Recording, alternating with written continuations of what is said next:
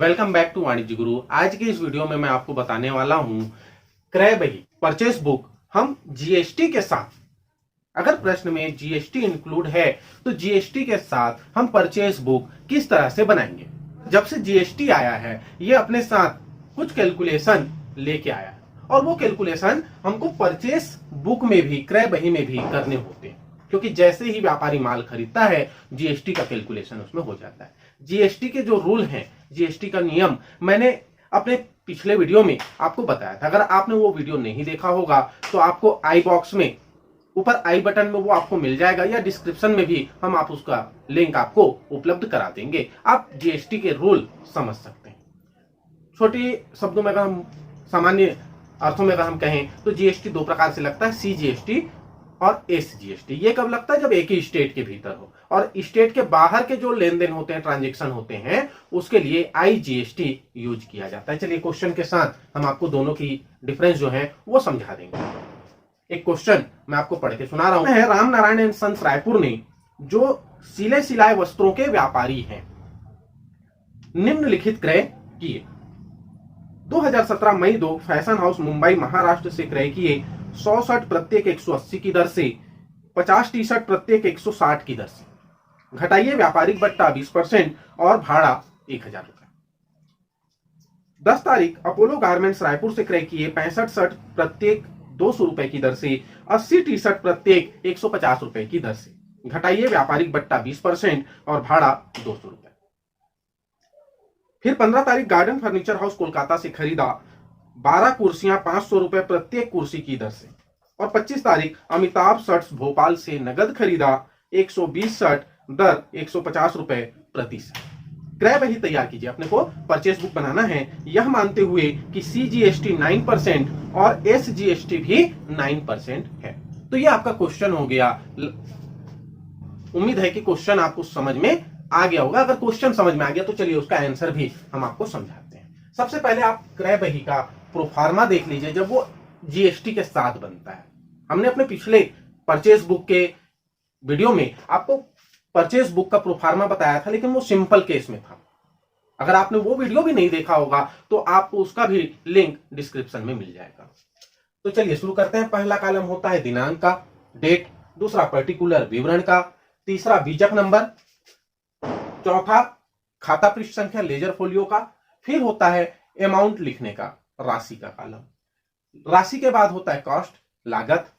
इसके बाद input CGST, input SGST और इनपुट आईजीएसटी। ये तीनों जीएसटी के कॉलम आपको उतना नहीं तैयार करने पड़ेंगे। उसके बाद है एक फ्रैट का कॉलम, भाड़ा, और लास्ट है टोटल, कुल योग। अब इस क्वेश्चन के आधार पे हम आपको सॉल्व कराते हैं। देखिए 2017 मई 2 को उसने क्या किया? फैशन हाउस मुंबई से माल खरीदा। क्या खरीदा है? 100 शर्ट प्रत्येक 180 रुपए की दर से।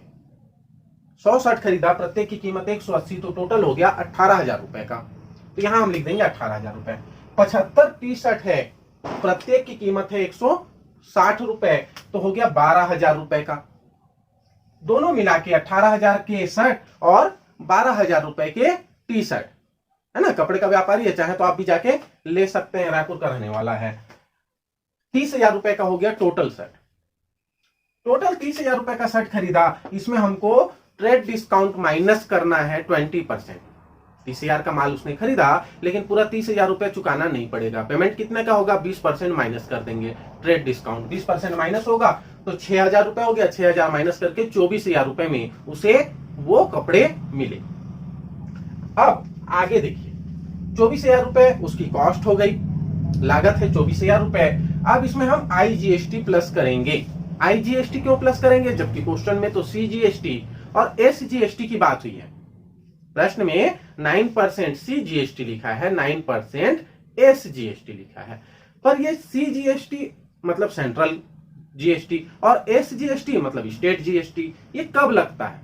जब दुकानदार भी उसी स्टेट का हो और व्यापारी जिससे उसने माल खरीदा वो भी उसी स्टेट का हो। लेकिन यहां पर आप ध्यान दीजिएगा, प्रश्न को आपको समझना है कि जो दुकानदार है, जो माल खरीद रहा है, वो है रायपुर का, छत्तीसगढ़ का रहने वाला, और जिससे खरीदा है फैशन हाउस मुंबई, वो है महाराष्ट्र में, मतलब अदर स्टेट से माल खरीदा। जब अदर स्टेट से माल खरीदा जाता है तो वहां पर IGST लगता है, और 9 और 9 दोनों को जोड़ के 18% IGST लगेगा 18% की दर से। तो 24,000 रुपए का हमने 18% निकाल लिया, 18% आया 4,320 रुपए। ये प्लस होगा, जुड़ेगा, जो लागत है उस लागत में GST प्लस होता है। हमने जोड़ दिया, 24,000 में 4,320 जोड़ दिए, हो गया 28,320 रुपए। 28,320 रुपए है। अब इसमें प्लस भाड़ा भी है, फ्रेट भाड़ा, जो ट्रांसपोर्टिंग का भाड़ा है वो है 1,000 रुपए। तो टोटल जो लागत है, टोटल कॉस्ट है वो है 29,320 रुपए। ये कैलकुलेशन हम सारा करेंगे अमाउंट वाले कॉलम में, राशि वाले कॉलम में, और यहां पर 2 लाइन खींचकर इसको क्लोज भी कर देना है। क्लोज करने के बाद अब इसमें आइए, चलिए लागत हमारी कितनी थी? 24,000। 24,000 कैसे आया? 18 और 12 30,000। 30,000 में हमको ट्रेड डिस्काउंट मिला 6,000 का, तो 24,000 का हमने माल खरीदा था। कॉस्ट थी उसकी 24,000 रुपए।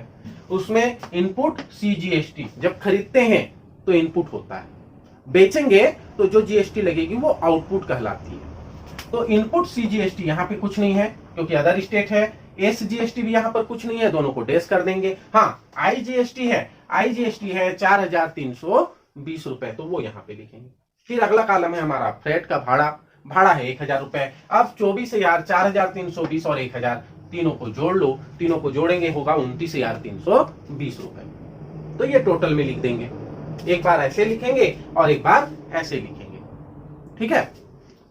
अब इसके बाद अगला हमारा ट्रांजैक्शन हुआ 10 तारीख को।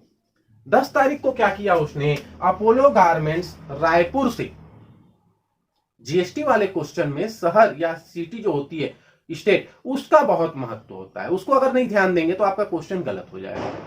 तो रायपुर से खरीदा 65 शर्ट, 65 शर्ट खरीदा है।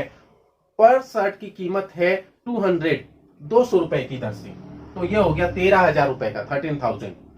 फिर 80 टी शर्ट खरीदा, 80 टी शर्ट, इसका रेट है 150 रुपीज पर टी शर्ट, 150 रुपए की दर से। इसका अमाउंट हो गया 12,000, 12,000 रुपए। अब हमने 13 और 12 दोनों को जोड़ लिए, 25,000 हो गया, 25,000 रुपए।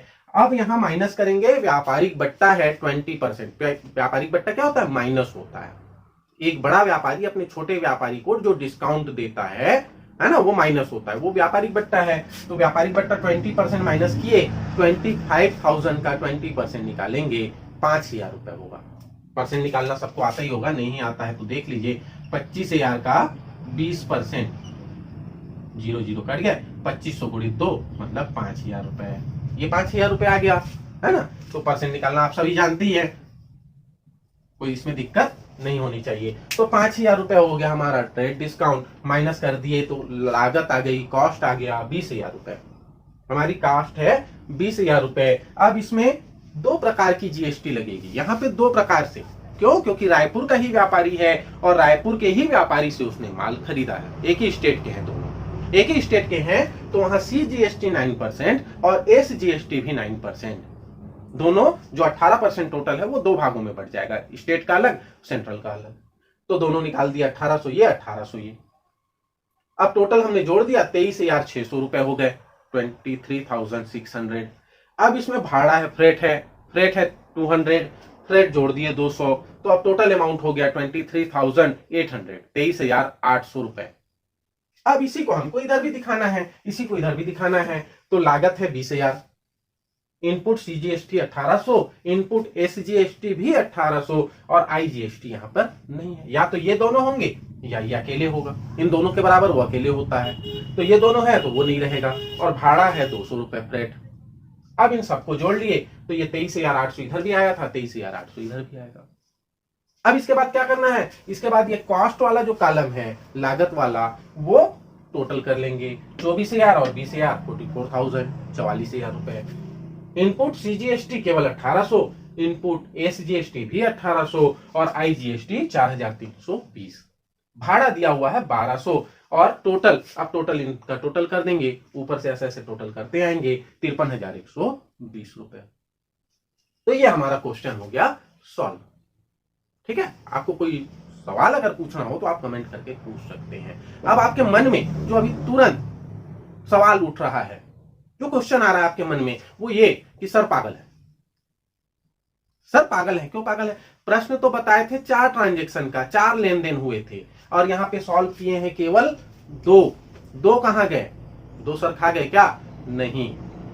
प्रश्न को ध्यान से पढ़िए। प्रश्न को जब हम ध्यान से पढ़ेंगे, तीसरा ट्रांजेक्शन जो हुआ है उसमें व्यापारी ने क्या खरीदा? कुर्सियां खरीदी, चेयर खरीदे। चेयर व्यापार की क्या है? संपत्ति है, एसेट है। क्यों? क्योंकि ये कपड़े का व्यापारी है। कपड़े का व्यापारी कुर्सी नहीं बेचता, वो कुर्सी अपने दुकान के लिए लाया है, उपयोग के लिए लाया है, यूज के लिए लाया है, वो उसकी संपत्ति है। संपत्तियों के क्रय का लेखा क्रय बही में नहीं करते। ठीक है, तो इसलिए जो 15 तारीख को लेन देन हुआ था गार्डन फर्नीचर हाउस कोलकाता से जो खरीदे थे, उसका कोई ट्रांजेक्शन हम यहां पे नहीं लिखेंगे। अब बच गया एक और चौथा। चलिए ठीक है, ये तो कुर्सियां थी, चौथा तो कपड़ा है। जो अमिताभ शर्ट्स भोपाल से खरीदा उसने, वो तो कपड़ा है, उसको भी नहीं लिखे। क्यों नहीं लिखे? कारण उसका यह है कि वो माल उसने कैश में खरीदा है, नगद खरीदा है। नगद खरीदने का लेखा इसमें नहीं करेंगे, वो कैश बुक में करेंगे, उसका एंट्री कैश बुक में होगा। तो यहां पर एंट्री केवल 2 उधार सौदों की होगी, जिसमें वस्तुओं का क्रय है। वस्तु अलग है, संपत्ति अलग है, दोनों अलग अलग चीजें होती हैं। तो हमको क्रय बही में, परचेज बुक में केवल और केवल क्रेडिट में खरीदे गए, उधार खरीदे गए माल का लेखा करना होगा। तो अब आपको क्लियर समझ में आ गया होगा कि 2 ट्रांजेक्शन हमने लिखा, 2 हटा दिया। क्यों हटाया, इसका कारण आपको समझ में आ गया होगा। अगर आपके मन में कोई और सवाल है, कोई और डाउट है, तो आप कमेंट करके हमसे पूछ सकते हैं, या आप किस टॉपिक पे वीडियो चाहते हैं वो भी आप कमेंट करके पूछ सकते हैं। आपको राइटर जो प्रकाशक है उस प्रकाशक का नाम बताना पड़ेगा या क्वेश्चन आपको बताने पड़ेंगे, हम उस क्वेश्चन को आपको सॉल्व करके दे देंगे। वीडियो में अंत तक बने रहने के लिए आपका धन्यवाद। अगर अभी तक आपने हमारे चैनल को सब्सक्राइब नहीं किया है तो ऐसे और वीडियो के लिए और सॉल्यूशन के लिए आप चैनल को सब्सक्राइब कर लीजिए, बेल आइकन को प्रेस कर लीजिए ताकि आपको नोटिफिकेशन समय पर मिल सके।